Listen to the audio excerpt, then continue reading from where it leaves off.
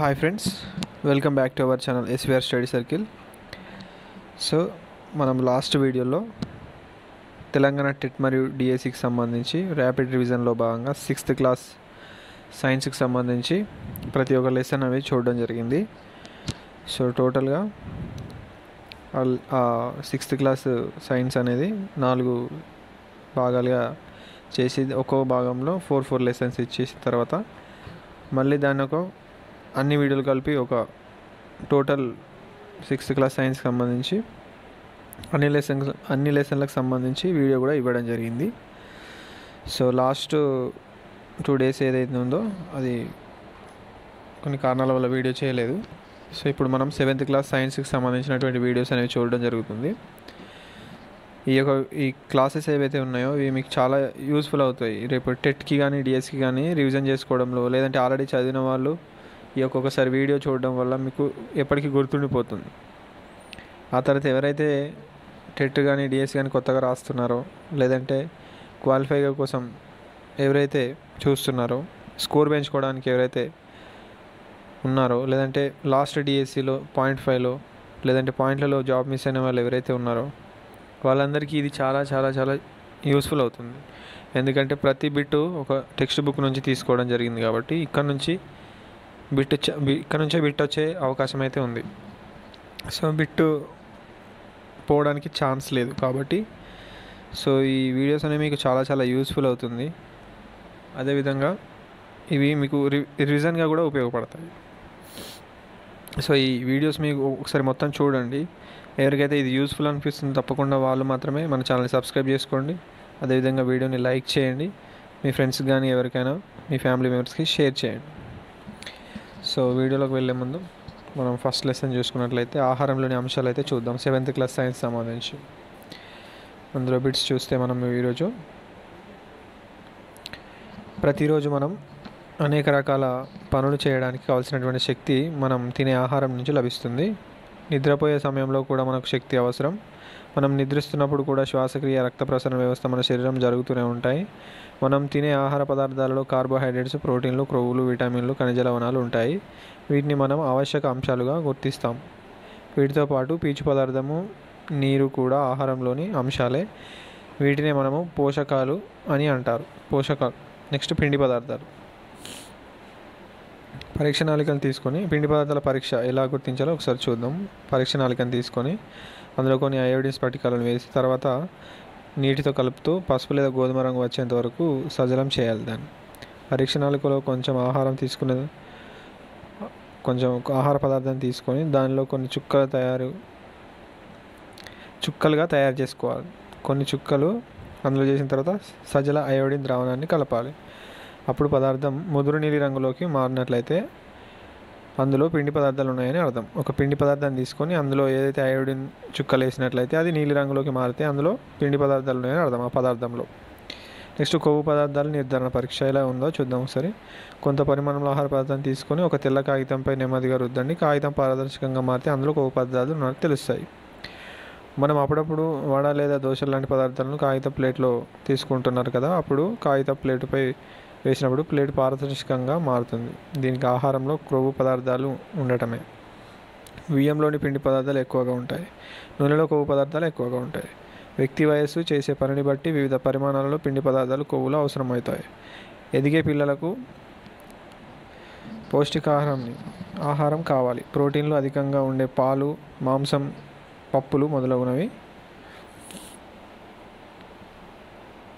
చాలా అవసరం. ఇవే కాక స్వల్ప పరిమాణంలో విటమిన్లు, ఖనిజ లవణాలు కూడా కావాలి. పౌష్టికారమైనటువంటి ఆహారం తింటే ఆరోగ్యంగా ఉంటారు.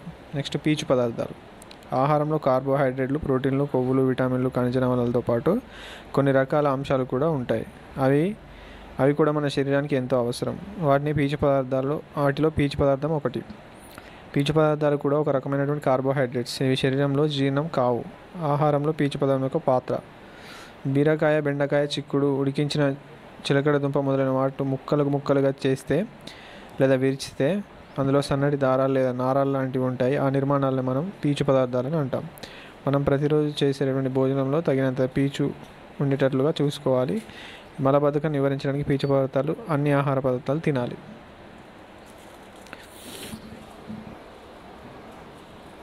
నెక్స్ట్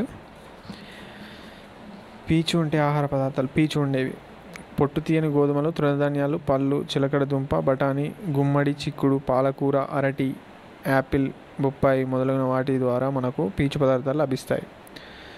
మన రోజువారీ భోజనంలో పీచు పదార్థాలు తప్పనిసరిగా ఉండేలా చూసుకోవాలి.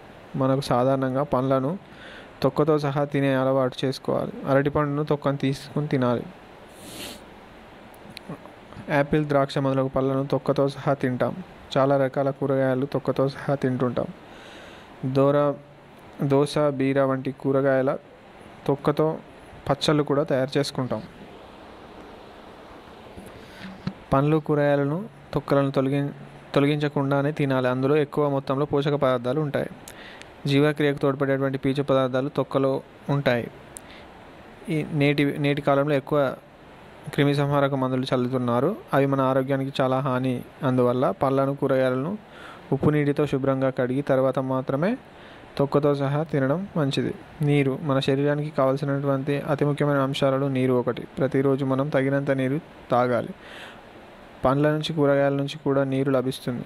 కూరగాయల్లో, పళ్ళలో నీరు ఉంటుంది. దోస, టమాటా, చిక్కుడు, జామ, ఆలుగడ్డ, బీరకాయ, సొరకాయ వంటి కూరగాయల్లో నీళ్లు ఉంటాయి. పుచ్చకాయ, బొప్పాయ, యాపిల్ వంటి పండ్లలో కూడా నీళ్లు ఉంటాయి. నీటి అవసరాన్ని తెలుసుకుందాం. స్పంజీ ముక్కను తీసుకొని ఒక గొట్టంలో చొప్పించడానికి ప్రయత్నించండి. స్పంజీ సులువుగా కదలదు. అదే స్పంజీ ముక్కను నీటితో ముంచి తిరిగి గొట్టంలో చొప్పించండి. అది సులభంగా కదులుతుంది. ఎందుకంటే నీరు కూడా ఆహార పదార్థమే. మనం తగినంత నీరు తాగితే జీర్ణనాళాల్లో మనం తీసుకున్న ఆహార పదార్థాలు సులువుగా కదిలే అవకాశం ఉంటుంది. మన శరీరంలో జరిగేటువంటి ఇతర జీవక్రియలకు కూడా నీరు చాలా అవసరం.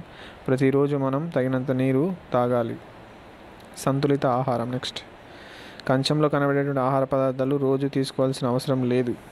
కానీ సంతులిత ఆహారంలో ఉండవలసినటువంటి పిండి పదార్థాలు, ప్రోటీన్లు, క్రొవ్వులు, విటమిన్లు, ఖనిజ లవణాలు తగిన పాలల్లో పరిమాణాల్లో ఉండే విధంగా చూసుకోవాలి. భోజనాన్ని సంపూర్ణంగా ఆహారంగా తీసుకోవడం.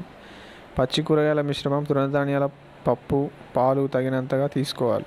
స్వల్ప పరిమాణంలో కొవ్వు పదార్థాలు, నూనె, వెన్న, నెయ్యి మొదలగునవి తీసుకోవాలి. ఏ కాలంలో దొరికే పళ్ళను ఆ కాలంలో తినాలి. ప్రతిరోజు ఆహారంలో పచ్చి కూరగాయల మిశ్రమాలను, సలాడ్స్ను తీసుకోవాలి. పిస్తా, జీడిపప్పు, బాదం పప్పు, ఎండుద్రాక్ష, కిస్మిస్, పల్లీలు మొదలగు తృణధాన్యాలు, పప్పులు, పాలు మొదలగునవి తగినంత తీసుకోవాలి. సంతులిత ఆహారం చాలా చౌకగా ఉంటుంది. శాస్త్రవేత్తలు తమ పరిశోధనల ద్వారా తెలుసుకున్నది ఏమిటంటే, సంతులిత ఆహారం అంటే ఖరీదైన ఆహారం కానక్కర అవసరం లేదు.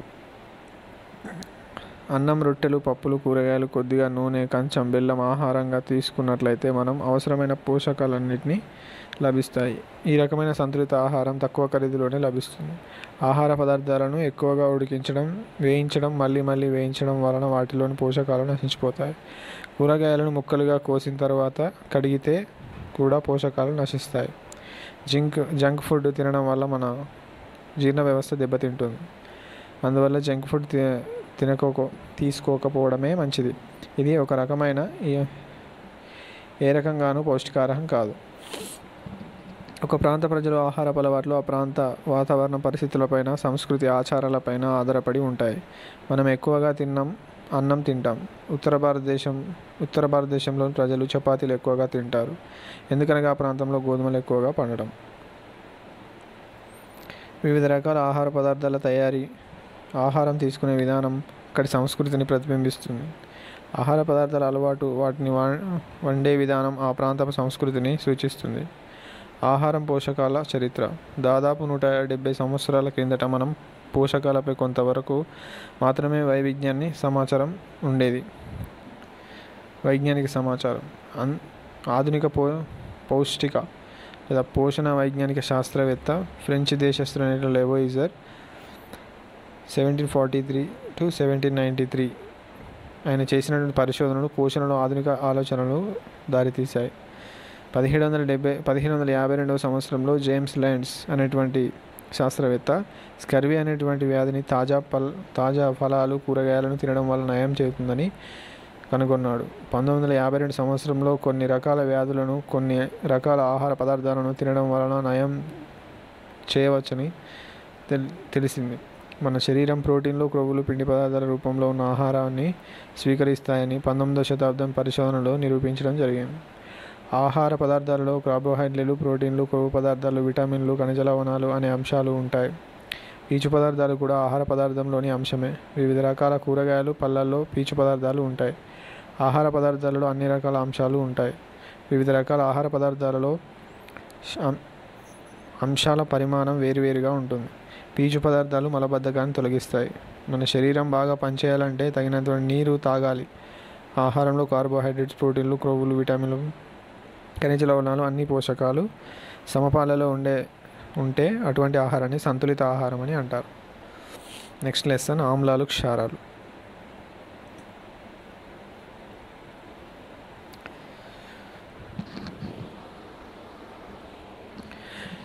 కొన్ని పదార్థాలు ఇతర పదార్థాలతో కలిసినప్పుడు వాటి రంగులో మార్పులు సూచిస్తాయి. అటువంటి మార్పులను సూచికలు అంటారు. సున్నపు నీరు ఏ విధంగా తయారు చేయాలి? ఒక బీకర్లో సగం వరకు నీరు తీసుకొని 5 గ్రాముల తమలపాకు పూసేటువంటి సున్నాన్ని నీటిలో వేసి బాగా కలపాలి. ఒక రాత్రి కదల్చకుండా ఉంచాలి. తర్వాత రోజు పైకి చేరుతున్నటువంటి ద్రవాన్ని వడపోయాలి. ఈ ద్రవం పారదర్శకంగా ఉంటుంది. దీన్ని లిట్మస్ను ఎరుపు రంగులోకి మార్చే పదార్థాలను నీలి లిట్మస్ను ఎరుపు రంగులోకి మార్చే పదార్థాలను ఆమ్ల స్వభావం అని అంటారు. ఎరుపు లిట్మస్ను నీలి లిట్మస్గా మార్చేటువంటి మృదు స్పర్శ కలిగిన పదార్థాలను క్షార స్వభావం ఉంటుంది. కొన్ని పదార్థాలు ఎరుపు లిట్మస్తోనూ నీలి లిట్మస్తోనూ రంగు మార్పు చెయ్యవు. అటువంటి వాటిని తటస్థ పదార్థాలు అంటారు. సూచికలు, ఇండికేటర్స్. వివిధ పదార్థాలు పూసిన కాగితపు ముక్కను లిట్మస్ పట్టితో సహా పదార్థ స్వభావాన్ని బట్టి ఆమ్లాలు, క్షారాలు మీద పడినప్పుడు రంగులు మార్చుకుంటాయి. ఇలా రంగు మార్చే వాటిని మనం సూచికలు అని అంటాం. ఆమ్ల స్వభావం.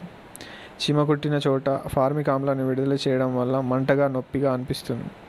జంతువులలో, మొక్కలలో ఉండేటువంటి ఆమ్లాలను సహజ ఆమ్లాలు అంటారు. నిత్య జీవితంలో మనం ఆమ్లాలు ఉన్న పదార్థాలను వినియోగించుకుంటాం. ఆమ్లాలు వాటి యొక్క పదార్థాలు చూద్దాం. ఎసిటిక్ ఆమ్లం అనేది వెనిగర్లో ఉంటుంది. ఓలిక్ ఆమ్లం ఆలివ్ ఆయిల్లో, సిట్రిక్ ఆమ్లం నిమ్మ నారింజలో, స్టెరిక్ ఆమ్లం కొవ్వు పదార్థాల్లో, బిట్రిక్ ఆమ్లం వెన్నలో, టార్టారిక్ ఆమ్లం ద్రాక్ష, చింతపండులో, లాక్టిక్ ఆమ్లం మజ్జిగ, పెరుగులో, పామాటిక్ ఆమ్లం పామాయిల్లో, తర్వాత యాక్సాలిక్ ఆమ్లం పాలకూర, టమాటాలో, ఆస్కార్బిక్ ఆమ్లం ఉసిరిలో, మాలిక్ ఆమ్లం యాపిల్లో, యూరిక్ ఆమ్లం మూత్రంలో ఉంటుంది. సహజ ఆమ్లాలతో పాటు కొన్ని రసాయన ఆమ్లాలను కూడా వివిధ రకాల లవణాలను తయారు చేస్తారు. సల్ఫ్యూరిక్ ఆమ్లం, హైడ్రోక్లోరిక్ ఆమ్లం, నత్రిక్ ఆమ్లం ఇవనేవి కృత్రిమంగా తయారు చేసినవి. క్షార స్వభావం. క్షార పదార్థాలు జారుడు స్వభావం కలిగి ఉంటాయి. నిత్య జీవితంలో మనం క్షార లక్షణం కలిగిన సబ్బు మరియు గాజును శుభ్రపరిచే అనేక పదార్థాలను ఉపయోగిస్తాం. క్షార పదార్థాలు ఉండేటువంటి పదార్థం వాటి యొక్క క్షార పదార్థం చూద్దాం. సున్నపు నీరులో కాల్షియం హైడ్రాక్సైడ్ ఉంటుంది. సబ్బు నీరులో సోడియం హైడ్రాక్సైడ్, పొటాషియం హైడ్రాక్సైడ్ ఉంటుంది. గాజును శుభ్రపరిచేటువంటి ద్రావణాల్లో అమోనియం హైడ్రాక్సైడ్ ఉంటుంది. మిల్క్ ఆఫ్ మెగ్నీషియాలో మెగ్నీషియం హైడ్రాక్సైడ్ ఉంటుంది. మెగ్నీషియం ఆక్సైడ్లు నీటితో కరిగినప్పుడు మెగ్నీషియం ఆక్సైడ్ ఏర్పడుతుంది. సోడియం, పొటాషియం హైడ్రాక్సైడ్లు నీటితో కరిగినప్పుడు సోడియం హైడ్రాక్సైడ్, పొటాషియం హైడ్రాక్సైడ్లు ఏర్పడతాయి. ఈ హైడ్రాక్సైడ్లు క్షార స్వభావం, జారుడు స్వభావం కలిగి ఉంటాయి. నెక్స్ట్ రసాయన సూచికలు. మిథైలారైన్ సూచిక ఫినాప్థలిన్ ద్రావణాలను ఆమ్లాలు, క్షారాలను పరీక్షించడానికి సూచికలుగా ఉపయోగిస్తారు. ఇవి రసాయన సూచికలు. గారడి వాళ్ళు, మంత్రగాళ్ళు నిమ్మకాయలను కోస్తే ఎర్రటి ద్రవం వస్తుందని మాయ చేస్తుంటారు. అదేమిటంటే మిథైలారైన్ సూచిక లేదా మందార పువ్వుని పూసిన కత్తితో నిమ్మకాయని కోస్తారు. మందార పువ్వు లేదా మిథైలారైన్ సూచికతో నిమ్మరసం లేదా సిట్రిక్ ఆమ్లం కలవడం వల్ల ఎర్రగా మారుతుంది. అది ఎర్రని నిమ్మరసమే కానీ రక్తం కాదు. ఈ పదార్థాల ధర్మాలు తెలిసిన కొందరు మన రాష్ట్రంలో చాలా ప్రాంతాల్లో మంత్రాలు, చేతబడులు, బాణమతి పేరిట ఇలాంటివి చేస్తూ ప్రజలను మోసం చేస్తుంటారు. మిథైల్ ఆరెంజ్ సూచిక వల్ల ఆమ్లాలు ఎరుపు రంగులోకి, క్షారాలు పసుపు రంగులోకి మారుతాయి. ఫినాప్థలిన్ ఆమ్లాలతో చర్య జరపదు. క్షారాలతో లేత గులాబీ రంగుకు మారుతుంది. పచ్చళ్ళు, జామ్లు, జెల్లీలు పింగాణి లేదా గాజు పాత్రల్లో మాత్రమే నిల్వ చేస్తారు. 6 పరీక్షణలు తీసుకొని వాటిలో సహజ ఆమ్లాలపై నిమ్మరసాన్ని పోయండి. వరుసగా ఒక్కొక్క పరీక్షణాలకు రాగి, జింకు, మెగ్నీషియం, ఇనుము, ఇత్తడి, ఇనుము, అల్యూమినియం ముక్కలను వేసి అగ్గిపుల్లను మండించి పరీక్షణాలిక మూతి దగ్గరికి శబ్దం తీసుకువెళ్తే శబ్దంతో మండుతుంది, కావున అది ఆక్సిజన్ అని అర్థం. రాగి, ఇత్తడి మొదలైన ప్రాంతాల్లో ఉంచితే పదార్థంలోని ఆమ్లాలు పాత్రతో చర్య జరిపి వాటిని పాడు చేస్తాయి. నెక్స్ట్ ఆమ్ల వర్షాలు. తాజ్మహల్ లాంటి కట్టడాలను హాని కలిగించేటువంటి వాటిలో ఆమ్ల వర్షాలు కూడా ఒకటి కారణం. పరిశ్రమల నుంచి వెలువడిన వ్యర్థాలలో గల carbon dioxide, sulphuric dioxides, nitric ఆక్సైడ్లు వాతావరణంలోని తేమతో రసాయన చర్య జరిపి సల్ఫ్యూరిక్ ఆమ్లం, నత్రిక్ ఆమ్లం, కార్బోనిక్ ఆమ్లాలుగా మారుతున్నాయి.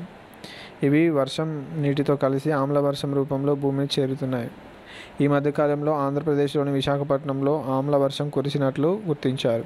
హెన్రీ క్యావెండిష్ ఇటాలియన్ శాస్త్రవేత్త హైడ్రోజన్ వాయువును కనుగొన్నాడు. ఈ వాయువుకు రంగు లేదు. గాలిలో ఎగిరే బెలూన్లలో ఈ వాయువును నింపుతారు. వీటిని అలంకరణ కోసం కూడా ఉపయోగిస్తారు. కృత్యం. 2 పరీక్షణాలకు నిమ్మరసాన్ని తీసుకొని ఒకదానిలో చలువరాతి ముక్కలు, మరొక దానిలో కోడిగుడ్డు పెచ్చులు వేసి అందులో నుండి వెలువడే వాయువులో మండుతున్న అగ్నిపుల్లను ఉంచితే అగ్గిపుల్ల ఆరిపోతుంది. ఏర్పడిన వాయువు సున్నపు నీటిలోకి పంపితే అది పాలవలె తెల్లగా మారుతుంది. అంటే అది కార్బన్ డైఆక్సైడ్ అని అర్థం.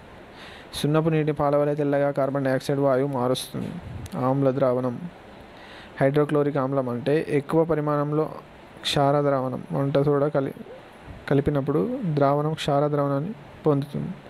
ఆమ్ల ద్రావణం హైడ్రోక్లోరిక్ ఆమ్లం కంటే ఎక్కువ పరిమాణంలో క్షార ద్రావణం కలిపినప్పుడు ఆ ద్రావణం క్షార ద్రావణాన్ని కలిగి ఉంటుంది. క్షార ద్రావణం కంటే ఆమ్ల ద్రావణం ఎక్కువ కలిపినప్పుడు ఆ ద్రావణం ఆమ్ల ధర్మాన్ని పొందుతుంది. ఆమ్లం, క్షారం నిర్దిష్ట నిష్పత్తిలో ఆ రెండు కలిసినప్పుడు ఆ రెండు స్వభావాలు లేని కొత్త ద్రావణం ఏర్పడుతుంది. దీనిని తటస్థీకరణం అంటారు. మనం అధిక రాబడి పొందడం కోసం రసాయన ఎరువులను ఉపయోగించుకుంటాం. పంట పొలాన్ని ఆమ్ల స్వభావాన్ని ఆమ్ల స్వభావంగా మారుస్తుంది. దీన్ని తగ్గించడానికి కాల్షియం హైడ్రాక్సైడ్ చల్లుతాం. కొన్ని రకాల ఎరువులు పొలాన్ని క్షార స్వభావానికి మారుస్తాయి. పొలానికి క్షార స్వభావం తగ్గించడానికి ఆమ్ల స్వభావం గల రసాయనాలు చల్లుతారు. కావున మనం సహజ సిద్ధమైనటువంటి ఎరువులను ఉపయోగించడం మంచిది. లవణాలు. ఆమ్లాలు, క్షారాలు కలిసినప్పుడు వాటి ధర్మాలు మారిపోవడం జరుగుతుంది.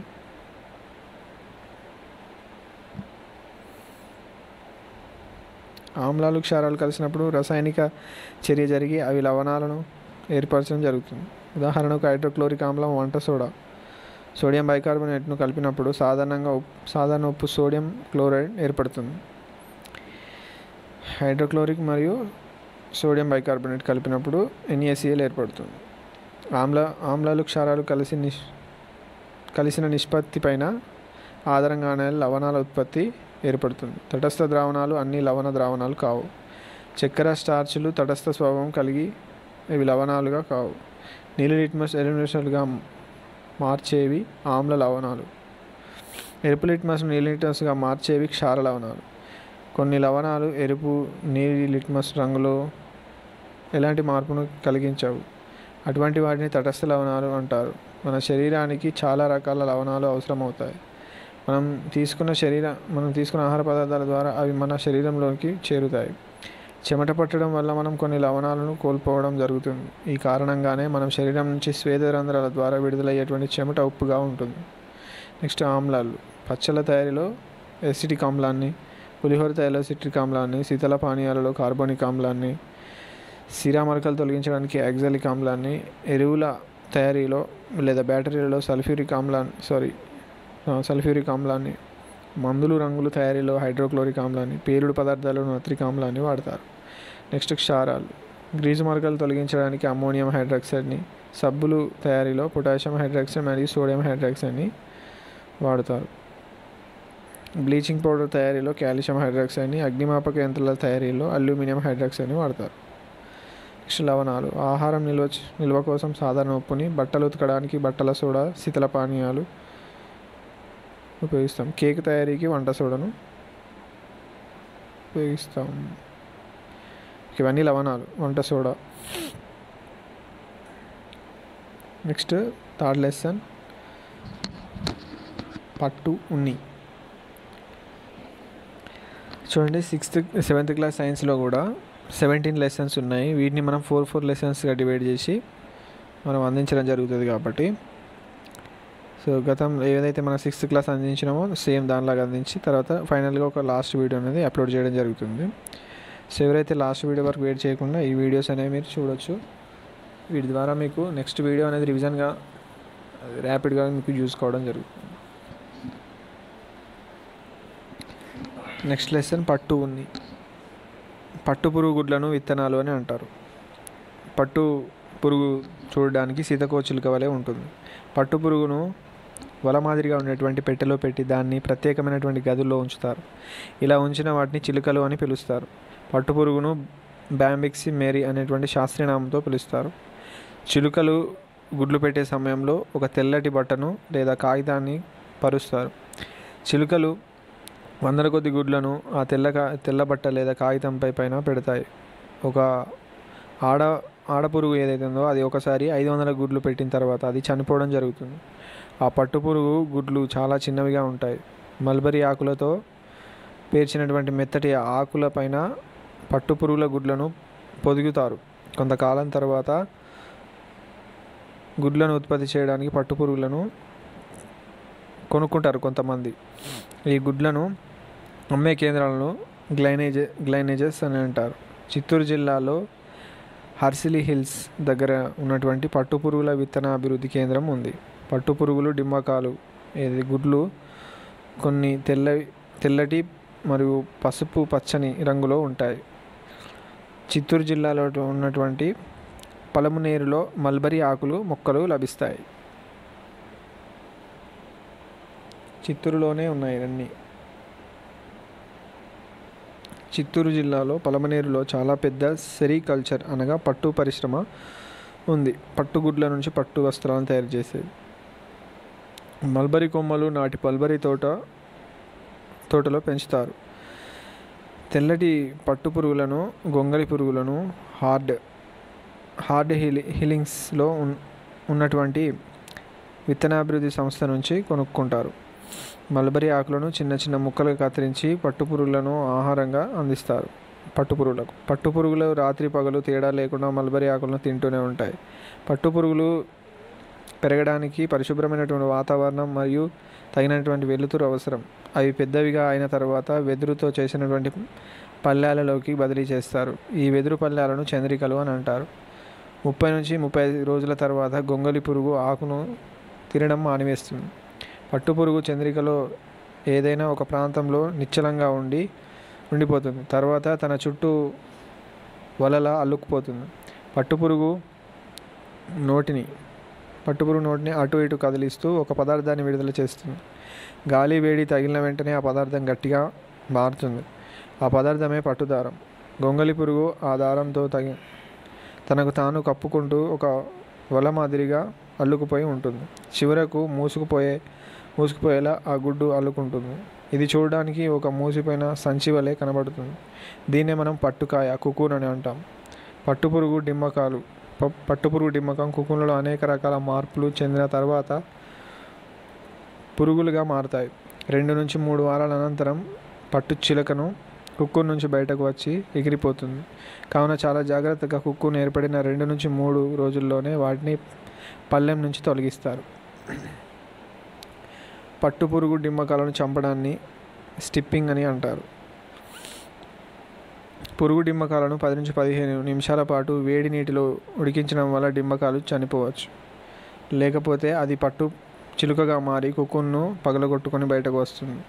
పట్టు చిలుక బయటకు వస్తే కుక్కున్లో దారం తెగిపోతుంది. అందువల్ల అటువంటి కుక్కున్ నుంచి బట్టలు నేయడానికి సరిపోయే నాణ్యమైన పట్టు దారాన్ని పొందలేం. స్టిప్పింగ్ చేసినట్లయితే కుక్కున్లు ఎక్కువ కాలం పాటు నిల్వ చేయడానికి వీలుంటుంది. ఈ పద్ధతిని రీలింగ్ కేంద్రాలలో అనుసరిస్తారు. కుక్కున్లు సీల్ వేసి బస్తాల్లో ఉంచి మార్కెట్లో అమ్ముతారు. అయితే కుక్కున్లు వారంలోపే అమ్మవలసి ఉంటుంది. కుకున్ కుకున్ను హిందూపురం, మదనపల్లి, ధర్మవరం, కదిరి, పలయనేరు, రాయచోడు, హైదరాబాద్ లాంటి మార్కెట్లలో కుకున్ ధరల గురించి విక్రయిస్తుంటారు, ధరలు నిర్ణయించి. మల్బరీ పట్టుతో పాటు టెర్సరీ పట్టు, దేశవాళీ పట్టును కూడా మన రాష్ట్రంలో ఉత్పత్తి చేస్తున్నారు. కొన్ని రకాల పట్టుపురుగులు టెర్మిలేనియా ఓక్ చెట్లపై కూడా పెరుగుతాయి. ఇలాంటి పెరిగేటువంటి పట్టుపురుగుల గుడ్ల నుంచి టెర్సరీ పట్టును తయారు చేస్తారు. ఇటువంటి పట్టును ఎక్కువగా గిరిజనులు ఉత్పత్తి చేస్తుంటారు. ఇటువంటి పట్టు మొక్కలను కరీంనగర్, ఆదిలాబాద్, వరంగల్, ఖమ్మం, తూర్పుగోదావరి, విశాఖపట్నం, కోస్తా తీర ప్రాంతాల్లో పెంచుకుంటుంటారు.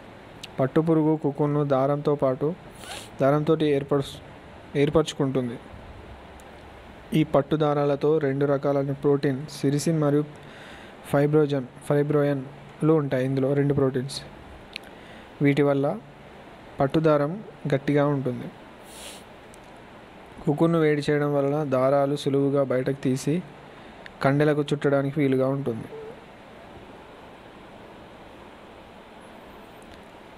పట్టుకాయ నుంచి పట్టుదారాన్ని తీసే ప్రక్రియను మనం రీలింగ్ అని అంటాం. ఈ ప్రక్రియ కోసం రీలర్ మరియు ట్విస్టర్ అనేటువంటి ప్రత్యేక యంత్రాలను ఉపయోగిస్తారు. కుకున్ నుంచి పట్టుదారంను తీసే ప్రక్రియలో రీలింగ్ ద్వారా చేసిన దారాలలో 3 నుంచి 8 దారాలను కలిసి చుట్టి పట్టు నూలును తయారు చేస్తారు. దీన్ని శుభ్రం చేసి విరంజనం చేసిన తర్వాత అవసరమైన రంగులతో ముంచుతారు. ఈ విధంగా తయారైనటువంటి పట్టు నూలుతో మగ్గాల మీద కావలసినటువంటి రంగులను, అందమైన డిజైన్లను, వస్త్రాలను చేస్తారు. రీలింగ్ కేంద్రాలు నందికొట్కూరు మరియు హైదరాబాద్, కరీంనగర్లలోనూ ఉన్నాయి. పోచంపల్లిని తెలంగాణ పట్టణం అని పిలుస్తారు. పట్టు దారాలను ఉపయోగించి పట్టు వస్త్రాలను మగ్గాల మీద నేస్తారు. పోచంపల్లి పట్టు తెలంగాణలో చాలా ప్రసిద్ధి చెందింది. పోచంపల్లి పట్టును టై అండ్ డై లేదా జమదాని పట్టు అని కూడా అంటారు. ధర్మవరం చీరలు వెడల్పు అంచుతో మధ్యలో బూటాలతో లేదా చుక్కలతో చాలా అందంగా ఉంటాయి. పట్టు వస్త్రాలు బెనారస్, కాంచీపురం, ధర్మవరం, నారాయణపేట్, కొత్తపేట్, పోచంపల్లి ఇలా చాలా రకాలు ఉంటాయి. అవి తయారయ్యే స్థలాన్ని బట్టి వాటిని ఆ పేరు వచ్చింది. ఇక్కడ టెర్సరీ పట్టు, ముంగా పట్టు, కోసా పట్టు, తర్వాత ఈరీ పట్టు ఇలా రకరకాల పేర్లు ఉన్నాయి. పట్టు నూలును కొన్ని రకాల రసాయనాలను కలిపి గట్టిగా ఉండే పదార్థాలను తయారు చేయడం జరుగుతుంది. పట్టులో షాటిన్, క్రైప్ వంటి రకరకాల వస్త్రాలు కూడా తయారు చేస్తారు. పట్టు వస్త్రాలు నేయడానికి నేత మగ్గాలు మరియు మరమగ్గాలు కూడా ఉపయోగిస్తారు. పట్టు పురుగు తయారయ్యేటువంటి ఒక దశ ఫస్ట్ గుడ్లు, తర్వాత లార్వా, తర్వాత ప్యూపా దశ నుంచి అది ఒక చిలుకగా మారుతుంది. ఇనిగో పట్టు పురుగు జీవిత చరిత్ర. అది ఒక కుకున్ నుంచి 1000 నుంచి 3000 అడుగుల పొడవైన దారం లభిస్తుంది. 500 గ్రాముల పట్టు తయారు చేయడానికి 2000 నుంచి 3000 కుకున్లు అవసరమవుతాయి. ఈ కుకున్ల పొడవు దాదాపుగా 5 మిలియన్ల అడుగులు లేదా 1000 మైళ్ళ కంటే ఎక్కువగా పొడవు ఉంటుంది. పట్టు పరిశ్రమల్లో పనిచేసేటువంటి వాళ్ళు ఎక్కువగా చర్మ మరియు శ్వాస సంబంధమైన వ్యాధులతో బాధపడుతుంటారు. జంతువుల యొక్క వెంట్రుకలను, ఇది ఒక పట్టు. నెక్స్ట్ ఉన్ని గురించి. జంతువుల యొక్క వెంట్రుకలను ఉన్ని లేదా ఫ్లీన్ లేదా ఫీర్ అని అంటారు. ఉన్ని వెంట్రుకలు ప్రోటీన్లతో ఉంటాయి. మెరినో జాతి గొర్రె నుంచి నాణ్యమైన ఉన్ని లభిస్తుంది. వీటిని ప్రత్యేకంగా ఉన్ని కోసం పెంచుతారు. ఇవి 3 నుంచి 5 అడుగుల పొడవైనటువంటి సన్నని మృదువైన దారాన్ని ఇస్తాయి. వెంట్రుకల్ని. మెరినో జాతి గొర్రె చాలా విలువైనది. ఈ గొర్రె సంవత్సరానికి 5 నుంచి 18 కిలోల ఉన్నిని ఉత్పత్తి చేస్తుంది. రాజస్థాన్లో నివసించినటువంటి ఒంటె వెంట్రుకలలో కాశ్మీర్ నివసించేటువంటి అంగోరా గొర్రె వెంట్రుకలతో తేడాలు చాలా ఉంటాయి. ఒంటె యొక్క వెంట్రుకలు గరుకుగా, మడతగా ఉంటాయి. కొన్ని జంతువులలో మెత్తగా ఉండే ఉన్ని గరుకు వెంట్రుకలుగా ఉంటుంది. గరుకుల వెంట్రుకల కింద ఉంటుంది. మెరినో గొర్రె లేదా అంగోరా గొర్రెల యొక్క ఉన్ని మెత్తగా ఉంటుంది. మెత్తని ఉన్నినిచ్చేటువంటి గొర్రెలు, మేకలు జమ్మూ కాశ్మీర్, హిమాచల్ ప్రదేశ్, ఉత్తరాంచల్, అరుణాచల్ ప్రదేశ్, సిక్కిం, హర్యానా, పంజాబ్, రాజస్థాన్, గుజరాత్ రాష్ట్రాలలో ఉంటాయి. కేవలం వసంత ఋతువులలోనే గొర్రెలు గొర్రెల ఉన్నిని రేజర్లతో కత్తిరిస్తారు. ఈ పద్ధతిని కత్తిరించడం లేదా షీరింగ్ అని అంటారు. షీరింగ్ చేసినప్పుడు గొర్రెల చర్మానికి దెబ్బ తగలకుండా ఉండడానికి గ్రీజ్ పూస్తారు. పారే నీళ్ళలో ముంచి షీరింగ్ చేసినటువంటి వెంట్రుకలను కడుగుతారు. ఉన్నిపై ఉండేటువంటి గ్రీజ్, దుమ్ము, ధూళిని తొలగించడానికి వివిధ రకాలైన రసాయనాలు ఈ తొట్టిలో ఉండే నీటిలో కలుపుతారు. ఈ విధంగా చేయడాన్ని కడగడం లేదా స్కోరింగ్ అని అంటారు. నీటిలో కడిగిన తర్వాత చల్లని గాలికి ఉంచుతారు. దీనివల్ల వెంట్రుకలు మెత్తగా మారుతాయి. గరుకుగా ఉన్న, మెత్తగా ఉన్న, తెగిపోయినవి లేదా పొడవుగా ఉన్నటువంటి వెంట్రుకలను వేరు చేసి కట్టలు కడతారు. దీంతో పాటుగా వెంట్రుకలలో చిక్కుకుపోయినటువంటి ఆకులు, పుల్లలు తొలగించబడతాయి. ఈ పద్ధతిని మనం వేరు చేయడం లేదా ఊల్ క్లాజింగ్ అని అంటారు. ఈ ప్రక్రియలో ఫ్లీష్ అనే మెత్తటి ఉన్నిని వేరు చేస్తారు. యంత్రం ఉనికి గట్టి దృఢమైన తాళ్ళుగా మార్చి పొడవైన దారాలుగా మెలికలుగా తిప్పడాన్ని స్పిన్నింగ్ అని అంటారు. ఉనికి సహజంగానే సాగే స్వభావం ఉంటుంది కావున ముడతలు వేస్తూ అల్లడానికి ఇది సులువుగా ఉంటుంది. పొడవైన ఉన్ని దారాలను రింగులుగా తిప్పుతూ మరియు మడులు వేస్తూ ఉన్ని వస్త్రాలను అల్లుతారు. ఉన్ని అల్లడాన్ని నెట్టింగ్ అని అంటారు. ఉన్ని దారాల్లో ఉన్నటువంటి ఉన్ని దుస్తులు నేయడానికి నేత మగ్గాలు, మరమగ్గాలు ఉపయోగపడతాయి. పత్తి ఉన్ని పట్టు దారాల లాగానే ఏదైనప్పటికీ మగ్గం మీద నేసే విధానం మాత్రం ఒకే విధంగా ఉంటుంది. మగ్గంలోని దారాలు పైనుంచి కిందికి వేలాడుతుంటాయి. వీటిని నిలువు దారాలు లేదా పడుగు అని అంటారు. వీటికి అడ్డంగా పక్కపక్కగా ఉండేటువంటి దారాలను అడ్డు దారాలు లేదా పేక అని అంటారు.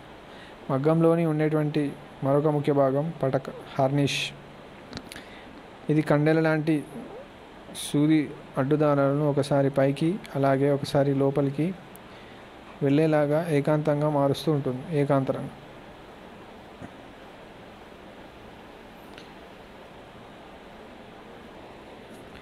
ఇది ప్రతి నిలువు దారాన్ని పైకి లేపి అడ్డుదారాలు దాని కింద నుండి మరియు పైన నుండి పోవడానికి వీలుగా కలిగిస్తుంది.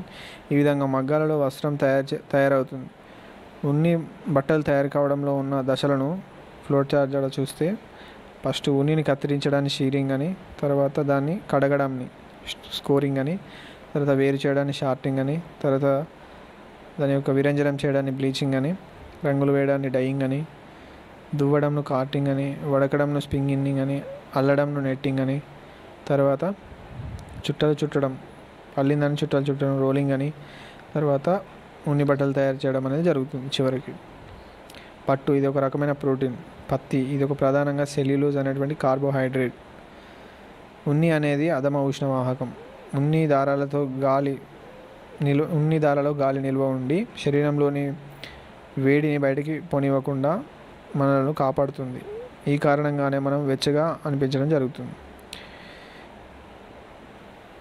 చలికాలం నుండి రక్షణ పొందుతాం దీనివల్ల. ఎడారి ప్రాంతాల్లో ఉండే ప్రజలు కూడా ఉన్ని బట్టలను వాడుతారు. ఉన్ని దుస్తులు మంటలు ఆర్పడానికి కూడా వాడతారు.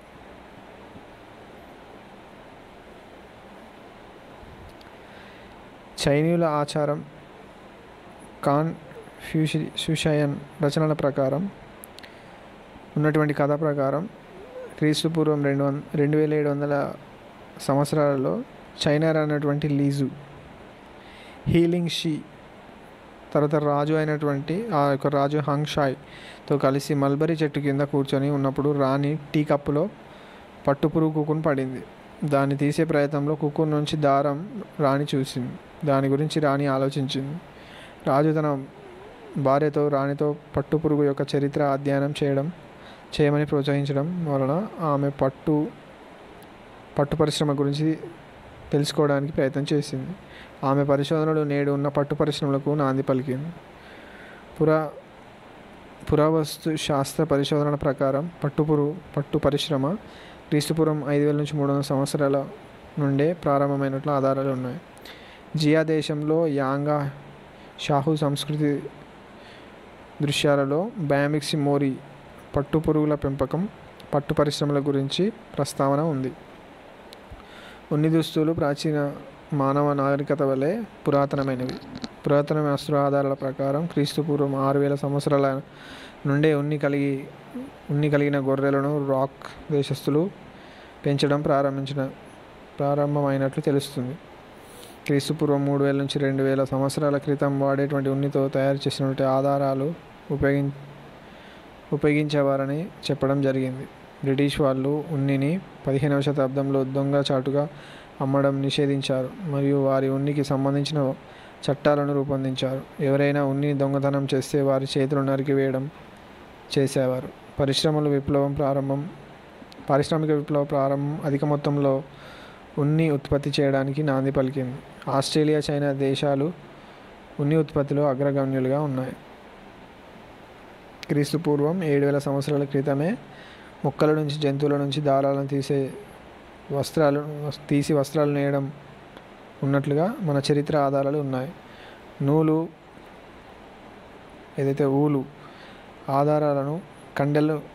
దారాలను కండలుగా చుట్టి నేత నేయడం ఆసియా మైనర్ దేశాలలో కూడా ఈ కాలంలోనే ఉన్నట్లు మనకు తెలుస్తుంది. క్రీస్తుపూర్వం 5000 సంవత్సరాల నాటికే నేటి మగ్గాలను ఉపయోగించినట్లు చరిత్ర ఆధారాల ద్వారా మనకు తెలుస్తున్నాయి. పటంలో నేత పరికరాన్ని ఉపయోగిస్తున్నటువంటి మహిళా శిల్పం క్రీస్తుపూర్వం 8వ శతాబ్దం చెందినది. నెక్స్ట్ లెసన్ చలనం, కాలం. అందులో ఉన్న పాయింట్స్: ఒక వస్తువు తన పరిసరాలను బట్టి ఒక నియమిత కాలంలో తన స్థానాన్ని మార్చుకున్నట్లయితే ఆ వస్తువు చలనంలో కలిగి ఉందని చెప్తాం. ఒక వస్తువు తన పరిసరాలను బట్టి ఒక నియమిత కాలంలో తన స్థానాన్ని మార్చుకోలేకపోతే ఆ వస్తువు చలనంలో లేదు అని చెప్పవచ్చు. ఒక వస్తువు యొక్క ఒకే సమయంలో కొన్ని ఇతర వస్తువులతో పోల్చినప్పుడు స్థిరంగాను, కొన్ని వస్తువులతో పోల్చినప్పుడు చలనంలోనూ ఉంటుంది. చలనం అనేది గమనించేటువంటి వ్యక్తిని బట్టి సాపేక్షంగా ఉంటుంది. పడవలో ఉన్నటువంటి మనిషి నది నుంచి పోల్చినప్పుడు సాపేక్షంగా కదులుతుంటాడు. పడవతో పోల్చినప్పుడు స్థిరంగా ఉంటాడు. ఏదైనా ఒక వస్తువు కాలాన్ని బట్టి గమనించే వ్యక్తి యొక్క స్థానాన్ని బట్టి దాని స్థితిలో మార్పు కలుగుతున్నట్లయితే ఆ వస్తువు చలనంలో ఉందని చెప్పవచ్చు. మన దైనందిన జీవితంలో కొన్ని వస్తువులు కాలగమనంలో స్థిరంగా, కొన్నిసార్లు చలనంలో ఉన్నట్లుగా గమనించవచ్చు. ఒక నియమిత కాలంలో వస్తువు స్థితిలో మార్పు ఒకే విధంగా ఉండవలసిన అవసరం లేదు. కాలాన్ని బట్టి వస్తువు స్థితిలో మార్పు రావడం జరగవచ్చు. గడియారం ముళ్ళు ఒక నిమిషంలో చేసేటువంటి కోణాన్ని మనం కొలిచినట్లయితే అది సమానంగా ఉంటుంది. ఒక వస్తువు సమాన కాల వ్యవధిలో సమాన దూరాలు ప్రయాణిస్తే ఆ వస్తువు క్రమచలనంలో ఉందని చెప్పవచ్చు. ఒక వస్తువు సమాన కాల వ్యవధిలో సమాన దూరాలు ప్రయాణించలేకపోతే ఆ వస్తువు క్రమరహిత చలనంలో ఉందని చెప్పవచ్చు. వస్తువులు ప్రయాణిస్తున్నటువంటి మార్గాలను బట్టి వస్తువులు చలనాలను 3 రకాలుగా వర్గీకరించారు. ఒకటి స్థానాంతర చలనం, ట్రాన్స్లరీ మోషన్, భ్రమణ చలనం, రొటేటరీ మోషన్, డోలన చలనం, యాక్సిలరీ మోషన్. చలనంలో ఉన్నటువంటి వస్తువులు భాగాలు అన్నీ ఒక వస్తువు కదులుతున్న దిశలోనే కదులుతున్నట్లయితే ఆ వస్తువును స్థానాంతర చలనం అని అంటారు. స్థానాంతర చలనంలో ఉన్న వస్తువు సరళరేఖ మార్గంలో ఉన్నట్లయితే ఆ చలనాన్ని సరళరేఖీయ చలనం అంటారు. స్థానాంతర చలనంలో ఉన్న వస్తువు వక్రరేఖ మార్గంలో ఉన్నట్లయితే ఆ చలనాన్ని వక్రరేఖీయ చలనం అని అంటాం. స్థిర బిందువు నుంచి వెళ్ళేటువంటి ఊహారేఖను భ్రమణాక్షం అని అంటాం. ఈ రకమైన చలనాన్ని భ్రమణ చలనం అని అంటాం. చలిస్తున్నటువంటి ఒక వస్తువు తాలూకు అన్ని బిందువులు ఒక స్థిరమైన బిందువు చుట్టూ లేదా అక్షం చుట్టూ కదులుతున్నట్లయితే ఆ చలనాన్ని భ్రమణ చలనం అని అంటాం. బంతిని నెట్టినప్పుడు అది బల్లతలం మీద ఒక చివరి నుంచి మరో చివరి వరకు చలించడం, బంతిలోని అణువులు ఒక మార్గంలో కదలడం వలన బంతి స్థానాంతర చలనంలో ఉందని చెప్పవచ్చు.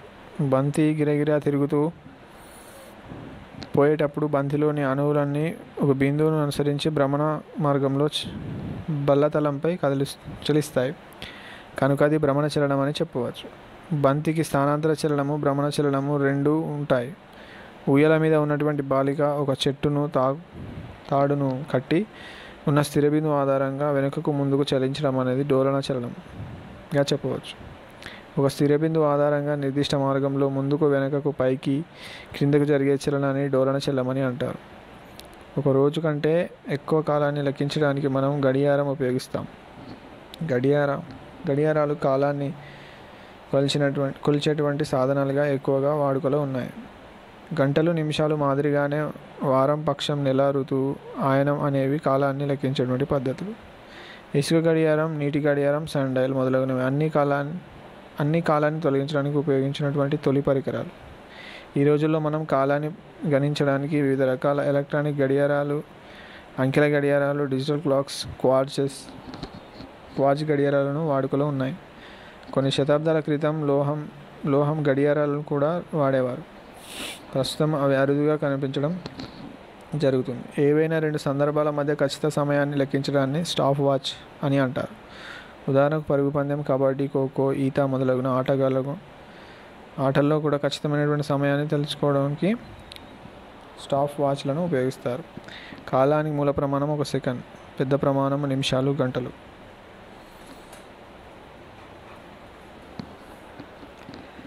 60 సెకండ్లను 1 నిమిషం అని, 60 నిమిషాలను 1 గంట అని, 24 గంటలను 1 రోజు అని, 365 రోజులను 1 సంవత్సరం అని, 10 సంవత్సరాలను 1 శతాబ్దం అని, 10 శతాబ్దాలను 1 దశాబ్దం అని, 10 దశాబ్దాలను 1 సహస్రాబ్దం అని, మిలీనియం అని అంటారు. కారు ప్రయాణిస్తున్న వేగాన్ని స్పీడోమీటర్తో తెలియజేస్తారు. స్పీడోమీటర్ వాహనం యొక్క వేగాన్ని తెలియజేస్తుంది గంటకు. ఓడోమీటర్ అనేది ప్రయాణించిన దూరాన్ని తెలియజేస్తుంది కిలోమీటర్లలో. సగటు వేగం ప్రయాణించిన మొత్తం దూరంపై ప్రయాణానికి పట్టిన మొత్తం కాలం. ఒక వస్తువు యొక్క వేగాన్ని ఒక యూనిట్ కాలంలో ప్రయాణించిన దూరంగా నిర్వచించవచ్చు. వేగానికి ప్రమాణాలు ఎస్ఐలో వేగానికి ప్రమాణం సెకండ్కు మీటర్ అంటే metre per second. Metre per second అంటే సెకండ్ కాలంలో ఎన్ని మీటర్లు ప్రయాణిస్తుంది అని అర్థం. వేగానికి ప్రమాణం గంటలు ఫర్ కిలోమీటర్ ఫర్ అవర్. ఒక గంటకు 1 కిలోమీటర్ దూరంలో ప్రయాణిస్తే అది 18 సెకండ్లలో 5 మీటర్ల దూరం ప్రయాణిస్తుందని అర్థం. 1 kilometre per hour equals to 5/18 metre per second. 1 kilometre equal to 1000 మీటర్లు. 1 గంట ఈక్వల్ 3600 సెకండ్లు. అంటే 1 గంట 1 కిలోమీటర్ ఫర్ అవర్లో 5/18 మీటర్ ఫర్ సెకండ్ ప్రయాణిస్తుందని అర్థం. కారు యొక్క వేగాన్ని కనుక్కోవాలంటే కారు ప్రయాణం చేసినటువంటి మొత్తం దూరం, కారు ప్రయాణానికి పట్టిన కాలాన్ని లెక్కలోకి తీసుకోవాల్సి ఉంటుంది. వేగాన్ని మీటర్ పర్ సెకండ్లో కానీ కిలోమీటర్ ఫర్ అవర్లో కానీ చెప్తాం. దూరం మీటర్లలో కానీ కిలోమీటర్లో కానీ, కాలాన్ని సెకండ్లలో కానీ గంటల్లో కానీ చెప్తాం. వేగం ప్రయాణించిన దూరం బై ప్రయాణించిన కాలం. సో ఇది మనకు 4 లెసన్స్. నెక్స్ట్ వీడియోలో మనం మరొక 4 లెసన్స్ అనేవి చూడడం జరుగుతుంది. వీడియో ఎవరైతే ఇక్కడ వరకు చూస్తారో తప్పకుండా వీడియోని లైక్ చేయండి. అదేవిధంగా ఛానల్ని సబ్స్క్రైబ్ చేసుకోండి. మీ ఫ్రెండ్స్ కానీ మీ ఫ్యామిలీ మెంబర్స్ కానీ షేర్ చేయండి. ఇది మీకు చాలా చాలా ఉపయోగపడుతుంది. టెక్స్ట్ బుక్లో ఉన్నటువంటి ప్రతి ఒక్క అంశాన్ని లెసన్లో మీకు అందించడం జరుగుతుంది కాబట్టి ఛానల్ని ఫాలో అవుతుండండి. Thank you friends. Thank you for watching.